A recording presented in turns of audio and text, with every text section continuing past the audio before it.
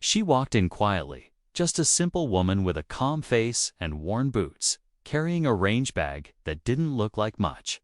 Nobody really paid her any attention till she stepped up to the firing line. That's when the whispers started. A couple of guys nearby smirked, exchanging glances like they were about to watch something funny. Could tell they didn't expect much. Just another civilian, probably trying to impress someone or tick something off a bucket list. She didn't say a word, just loaded her mags, checked her stance, and locked in. But when she raised her arm, that's when everything changed. Because right there, beneath her rolled-up sleeve, was a mark. Not a tattoo, not some flashy patch, but a quiet symbol that made one man in particular go completely still. He wasn't just anyone. Former Navy SEAL commander. Decorated, respected, and the moment he saw it, the confidence on his face disappeared. His voice caught mid-sentence. You could see it in his eyes: recognition, respect, maybe even a little fear. What was it about? That mark? Why did a room full of people, including seasoned veterans, suddenly fall silent? That day at the range started like any other. But what unfolded next was something nobody expected, and it left everyone questioning everything they thought they knew about the woman they just laughed at. And trust me, the truth behind what was on her arm. You won't believe who she really is. The range went quiet. You could still hear the sound of brass hitting concrete, but the chatter gone. Even the guy who had been cracking jokes 2 minutes earlier was now staring, unsure of what he was looking at. The SEAL commander, usually the loudest voice in the room, had taken a step back like he'd seen a ghost. He leaned in just slightly, squinting at her arm. A small symbol barely bigger than a coin meant something. Something real. Something serious. She didn't react. No smile, no explanation. Just kept going smooth, calm, focused. Her movements were precise, almost too precise for someone who was supposed to be new to this. Trigger control, breathing, sight alignment, all of it perfect. The kind of form that only comes from thousands of rounds and years of muscle memory. And that's when people started whispering again. But this time, it wasn't mocking. It was confusion. Who was she? Why did the commander look like he just saw someone from a classified file? A few people pulled out their phones, trying to zoom in, maybe match the symbol with something online, but nothing came up. No hits. Just a clean, simple mark that didn't belong to any unit. Most people had heard of, and she still hadn't said a word. The commander finally broke the silence. Quiet, but clear. "Where did you serve?" he asked. She paused, looked up slowly. And what she said next didn't just shock him, it made everyone in the room step back. She looked him dead in the eye and said, "I didn't serve. Not officially." The commander's jaw clenched. That answer wasn't just strange, it was impossible. You don't get that kind of discipline, that kind of training, from weekend range time.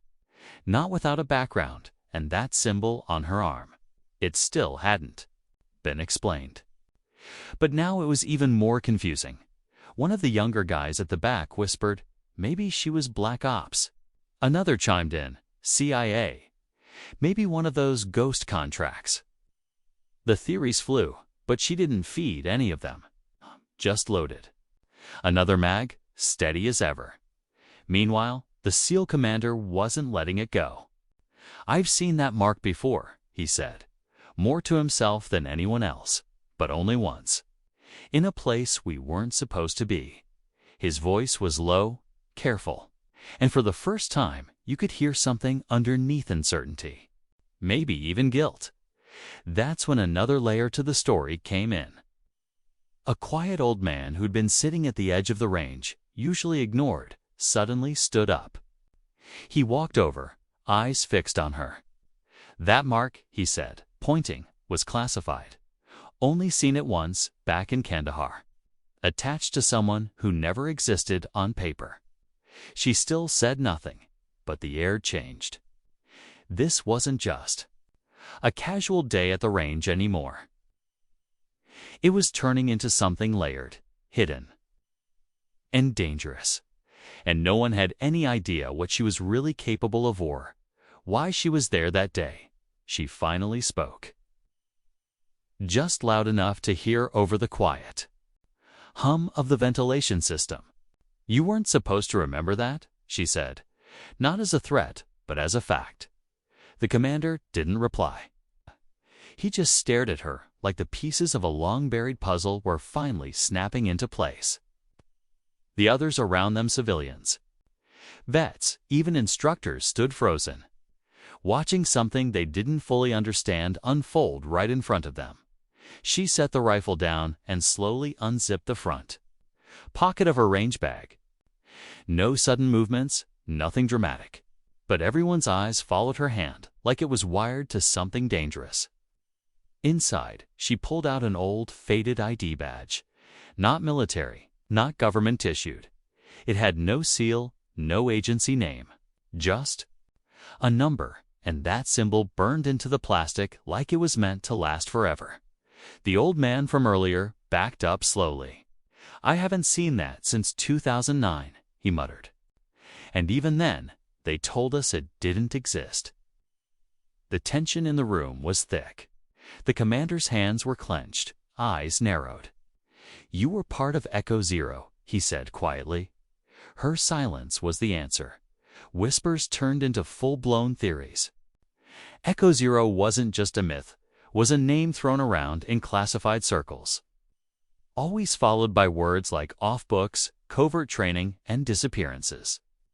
No one had ever confirmed it was real until now, and she was standing right there in front of them all.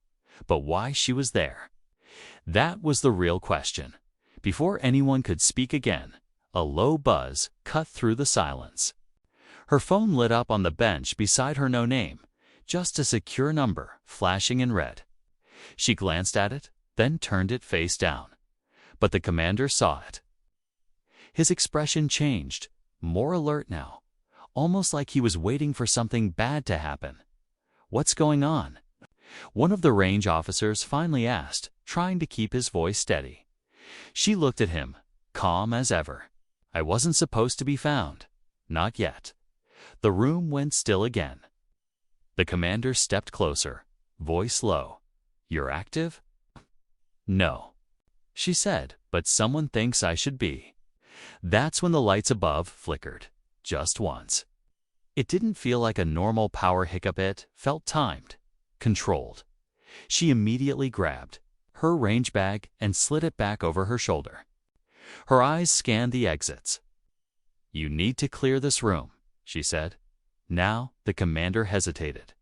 "Who's coming?" She gave him a look that said more than words ever could. "The ones who trained us, ... and the ones who erased us." That hit hard. The idea that the same shadow group behind Echo Zero might now be watching, maybe even tracking her every move, brought a whole new level of danger. Whatever she was hiding from it had just found her. And now, everyone in that building was part of something they didn't ask to be involved in, and it wasn't over. Not even close. The doors at the back of the range burst open, not loud, not chaotic, just quiet and precise. Two men in plain clothes stepped in. No badges, no uniforms, but they carried themselves like they didn't need to prove anything. She didn't flinch. She just stood there, eyes locked on them. One of them scanned the room, then spoke in too. A mic clipped behind his collar. "We have visual." The commander instinctively moved between her and the men. "You're not taking her," he said, voice steady. The taller man raised an eyebrow. "This doesn't concern you anymore, Commander. Stand down." But she stepped forward on her own, pulling something from inside her jacket. It wasn't a weapon. It was a flash drive sealed in a weathered metal case. She held it out.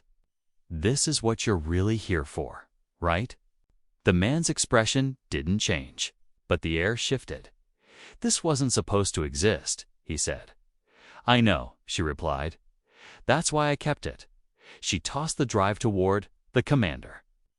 He caught it without taking his eyes off the agents. You're going to want to look at that, she said. Everything they buried. Ugh. Zero wasn't just training, it was clean up. For a moment, it felt like the whole room was holding its breath. Then one of the men smiled, not friendly, but cold.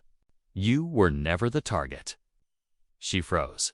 He pointed past her to the old man who had recognized the symbol. He was. And just like that, everything flipped again.